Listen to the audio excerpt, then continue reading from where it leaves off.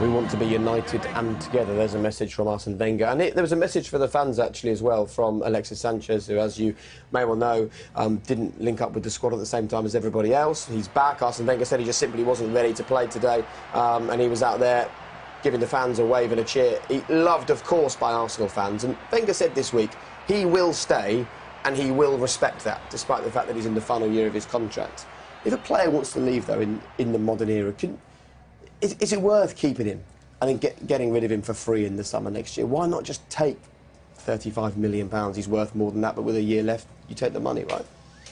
It's difficult because he's so good. So good. If you're in Arsene Wenger's shoes and the Arsenal fans, they want to see him for another year. He's got that much quality. But I can understand where you're coming from in terms of getting the money if he's not happy. But he seems to me like he's happy there on the pitch, and you know, if he's the professional that he should be, he should give Arsenal everything he's got if it is going to be a year.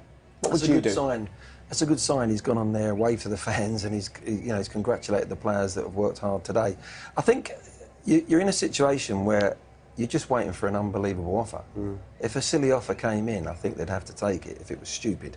For the sake of like 60 million, 50 million, someone, if they did, I'm not saying they're going to put that sort of money on the table. If they did, I think they'd have to take it. But I don't think that'll happen. I think they're saying, no, you're staying here, and we're going to try and build something and get ourselves back in the Champions League and have a go at the Premier League. Yeah, I mean, if they lost him to Manchester City now, with the team that City have, I think you'd have to wonder what they're doing. Take the figures out of it, I just think it'd be a bad move. You get one more year out of him, see what you can do this year, build for the future after that, and you've got a year to look at it. He's such a high-quality player that I think to lose him now, in the position they're in, is it worth it? Do you keep him for another year, try and tempt him into a new deal midway through the season? Well, that's maybe the thing, isn't it? You have a brilliant season, you proved to him that you're going to be in the Champions League again the season after this, and you give yourself a year to convince Alexis Sanchez Arsenal is the club for him. There's still always a chance, you know, a bit of success, players around him, convince him to stay. But if it is going to happen and Arsenal are going to accept a crazy bid, as Glenn says, they have to do it now, because then they've got 3 weeks to replace him. If they wait two weeks or 2.5 weeks and then that crazy offer came and he accepted it, you haven't got time to replace him. OK, we'll wait and see how that one unfolds. We've spoken already about the energy and the pace that Lacazette brought to this team. We said in the build-up he's a guy that brings more than just goals. And he looked great today, and you said you think maybe it's Lacazette starting and Olivier Giroud coming on as a plan B this season? I think so. We mentioned before Arsenal style. I think they've lacked since Thierry Henry, since Ian Wright days, of a quick striker that's looking to get behind people, that plays around the box, is sharp, great touch, eye for goal, is in the right areas all the time, and they've been crying out for that for me for a couple of years now, and it looks like they might have finally dealt with the issue. And he linked up well with Iwobi, particularly Welbeck as well, full of energy. Yeah, he looked class. His first touch, that turn, the 2 passes that he played in this build-up, he certainly looks like an Arsenal player. He uses class. It's important he gets off to a good start. You know, Wenger's mentioned in his interview before the game he might need time to adapt, but from an Arsenal point of view, they need him to settle in really, really quickly and get off to a good start. I think Ozil will enjoy playing with him. I think Ozil now, he wants to play those little balls, thread balls, and sometimes I don't think they've got runners. When Giroud's playing, he's faced up, he wants to be a wall, he wants to play balls into his feet. Yeah, they can put crosses in when Giroud's on the pitch, but I think this lad wants little balls played in behind, and I think Ozil and Ramsey and people like that, he'll come alive even more. I just felt there were spells where Arsenal didn't use him. I wanted to see him on the ball more. Every time he got on the ball, he did well, but there wasn't enough, and that will come in time. OK, well, let's talk about these refereeing decisions. Willian, first of all, and the penalty that could have been given as a penalty, it was actually a yellow card for Willian. And all of you said at half-time, we think on the replay there is some contact, but not enough for a penalty. And that's confused people at home. So explain where you think the line is. Well, it's a grey area. I think we all have different views on these things. It doesn't mean you're right or wrong as such. I think the defender slightly pulls out just in time for me. And Williams, the movement of his leg is slightly towards the defender. And it's such a small touch. I will be surprised if that's given, and particularly how quickly it happens. I mean, he's gone the other way and actually booked him and sees it in the other direction. But for me, it's not a booking, but it's not a penalty. I think from the referee's point of view, he's seen that Williams been waiting for that little bit of contact and then's gone down far too easy, and the contact not enough to make him go down as he did. But it's one of them where both arguments... I don't think he's tried to challenge. Bellerin's tried to get out of the way. And he's, you know, if he puts his leg... If the defender goes, yeah, I'm going to try and make a tackle here, and there's contact of any sort, you're on offer to be giving a penalty away, but I think he's tried to stay away from it. First of all, he's made the mistake. He overrun the ball. Normally, when you're chasing a mistake, you make a second mistake. So he's actually gone, no, I'm not going to fall for that one, and he's kept his leg away from the situation.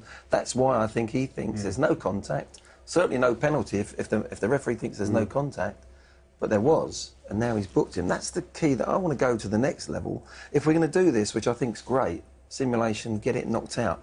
But if the referee gets it wrong, how can we... So in the league, Willian gets a two-match ban. He would have had a yellow... Let's bring Mark into this, because he can just clear this up for us. So if the referee makes a decision on the field of play, that's the decision that stands, isn't it, Mark? Yes, because the laws of the game state that the referee's decision is final on the field of play, so you can't actually change the decision at this moment in time. It's only if it gets looked at afterwards that there could be a two-match suspension. So you could, in fact, have a situation where one player gets a yellow card, another player misses 2 matches for a similar offence, which it's not ideal, that, is it, Mark? No, certainly not. It's but the thing is, it's when it's clear and obvious. And this situation, it's a great debate in the studio, and I can see it from both sides. In live play, I thought it was a clear simulation.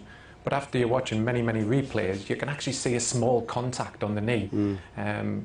From the knee to the foot, and that couldn't say it's not a penalty, because football is a contact sport, and where there's an accidental contact doesn't automatically think it's a penalty. So for sure it's not a penalty in my opinion, but certainly not also a yellow card, because the small contact knocked Willian off balance, and that's what caused him. But you can understand why the referee gave a simulation, because it was a delayed reaction by Willian, and there was clear daylight between the two players when he actually went to the floor. Even if small unintentional contact means a player that might have scored a goal doesn't score that goal? Yeah, for sure, but it's just, unfortunately, in the penalty area today, there was a situation where the small contact, and what we've got to understand is there's many challenges, many bits of contact in football, doesn't automatically think that contact is always a foul. How much is this new rule going to change the mindset of the players, do you think? We had a wonderful situation early in the match where Iwobi had the chance to clearly go down under pressure from David Luiz's foot. You can clearly see the foot go towards Iwobi, and in many situations like this, Iwobi would have went down, and then a penalty may have been awarded because the referee's got a decision to make. But what was refreshing, and for sure that'll improve football going forward, is that Iwobi decides to stay on his feet, and then we're encouraging. So there's encouraging signs that this new incentive and directive by the Football Association is going to work. Yeah, but also referees have to be aware that perhaps players' behaviour is going to be changing now, don't they? For sure, and that's probably why you could have probably delayed the Willian. In real time, the delayed reactions probably made him make his decision into a simulation. But what we've got to also understand is players under the smallest contact, when they're at pace, can knock them over. OK. All right, look, thanks very much for your company. Much easier sitting up there with all the screens, isn't it? For sure, I think I'll sit here more often. Good man. See you again throughout the season. Right, let's get straight down to the tunnel, because Des Kelly is there with the Chelsea manager, Antonio Conte. They're live. Des. Antonio, thanks for joining us. We could see how angry you were at some of the decisions out there. It's a controversial game. Should we start with the Pedro sending off, that tackle on El Neni? What's your verdict on the red card, because it seemed to turn the game? I didn't see the situation again, and for me, for this reason, it's very difficult to tell something about this decision. And yeah, but the only things that I can tell is that this is the second game, and the second before an FA Cup, and now in Community Shield game that we finish with 10 men. And do you think that's justified in a sense? Because bear in mind as well, there was the incident in the first half where Willian went down. The players looked convinced that this was a penalty, and Willian was booked for diving. It looked like there was some sort of contact. Would you agree? No, but I didn't see. I